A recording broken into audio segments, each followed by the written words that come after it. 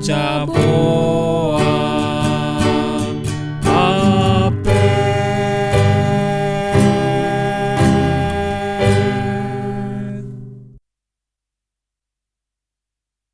Mah, Papa lihat di berita ada krisis minyak goreng di pasaran. Karena barangnya langka, harganya jadi melambung tinggi. Pemerintah sampai turun tangan mengadakan pasar murah di banyak tempat untuk menstabilkan harga dan masyarakat bisa memperoleh minyak goreng yang mulai sulit didapat. Iya, Pak. Mama juga lihat beritanya di media sosial. Pak, bicara tentang krisis, Mama pikir ada krisis yang lebih serius dari krisis minyak goreng dan kebutuhan bahan pokok lainnya. Apa tuh, Mah? Krisis rasa percaya. Krisis rasa percaya? Maksudnya gimana tuh, Mah? Percaya itu artinya meyakini bahwa sesuatu itu benar, sesuatu itu nyata, atau seseorang itu jujur. Lawan dari percaya adalah curiga, was-was, berprasangka, berhati-hati. Waktu kita kecil, kita percaya pada segala sesuatu, percaya pada orang tua kita, percaya pada segala sesuatu yang ada di sekitar kita. Rasa percaya yang penuh dalam diri seorang anak membuat anak-anak melalui hidupnya dengan gembira dan bahagia. Anak-anak gak banyak berpikir tentang banyak hal dalam hidup. Anak-anak hanya percaya bahwa orang tuanya mencintainya dan akan memelihara hidupnya dengan baik. Seiring dengan berjalannya waktu, banyak hal yang terjadi dalam hidup kita yang mengikis rasa percaya dalam hati banyak orang. Tidak heran kita melihat semakin anak-anak tumbuh dewasa, semakin banyak rasa bahagia dan gembira yang hilang dari hati dan wajahnya. Kebohongan, pengingkaran, dan pengkhianatan adalah pembunuh rasa percaya yang sangat kuat dalam hati orang. Orang memang tidak akan mati secara fisik setelah rasa percayanya dibunuh, tapi orang itu akan hidup dengan kebingungan tentang apa dan siapa yang dapat dipercaya dalam hidup. Terlebih, jika orang yang membunuh rasa percayanya adalah orang terdekat dalam hidupnya. Penjelasan Mama membuat Papa jadi inget cerita tentang seorang teman. Awalnya, dia membangun pernikahan yang bahagia bersama suaminya. Mereka dikaruniai beberapa orang anak. Setelah beberapa tahun berlalu, istrinya merasa ada yang berubah dari suaminya. Suaminya lebih sering pergi dari rumah untuk urusan pekerjaan. Setelah beberapa waktu, istrinya sadar bahwa suaminya dekat dengan perempuan lain. Pertengkaran demi pertengkaran tak dapat dihindari. Pengkhianatan suaminya menghancurkan rasa percaya yang selama ini dijaga dengan baik. Hatinya seperti ditusuk pisau tajam yang membuatnya sering menangis tanpa kendali. Beruntung pasangan ini dapat menyelesaikan masalah mereka dan melanjutkan pernikahan mereka. Papa juga ingat cerita tentang seorang anak yang orang tuanya sering bertengkar. Dari pertengkaran demi pertengkaran, anak ini mengerti masalah yang sedang dihadapi orang tuanya. Ibunya menuduh ayahnya berselingkuh dengan perempuan lain, tapi ayahnya selalu membantah tuduhan ibunya.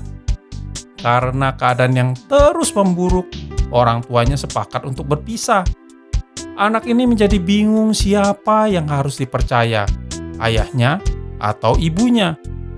Untuk meredakan kebingungannya, anak ini memberanikan diri untuk bertanya pada ayahnya. Apakah benar yang dikatakan ibunya bahwa ayahnya berselingkuh? Ayahnya menjawab bahwa dia berani bersumpah di depan Tuhan bahwa dia tidak berselingkuh. Lalu anaknya percaya. Rasa percaya pada ayahnya membuat ibunya marah besar dan hubungan ibu anak menjadi rusak. Beberapa waktu berlalu setelah perceraian orang tuanya, suatu hari ayahnya membawa anak ini bertemu dengan seorang perempuan dan memperkenalkannya sebagai calon istrinya. Betapa terkejutnya anak ini setelah menyadari bahwa calon istri ayahnya adalah perempuan yang menyebabkan orang tuanya bercerai. Seketika anak ini mengerti bahwa sumpah ayahnya dulu bahwa ia tidak berselingkuh adalah suatu kebohongan yang menghancurkan hati dan hidupnya. Hari-hari selanjutnya untuk anak ini, hidup adalah sebuah kebingungan tentang apa dan siapa yang dapat dipercaya. Mama sedih mendengar cerita Papa. Apa yang Papa ceritakan adalah sebagian kecil dari banyak cerita di masyarakat tentang rasa percaya yang rusak karena kebohongan, pengingkaran, dan pengkhianatan. Banyak krisis rasa percaya yang terjadi antara orang tua anak, suami istri, hubungan dalam keluarga, hubungan pertemanan, hubungan dengan rekan bisnis, bahkan antara rakyat dan penguasa. Hidup tanpa rasa percaya adalah hidup yang sulit dilalui.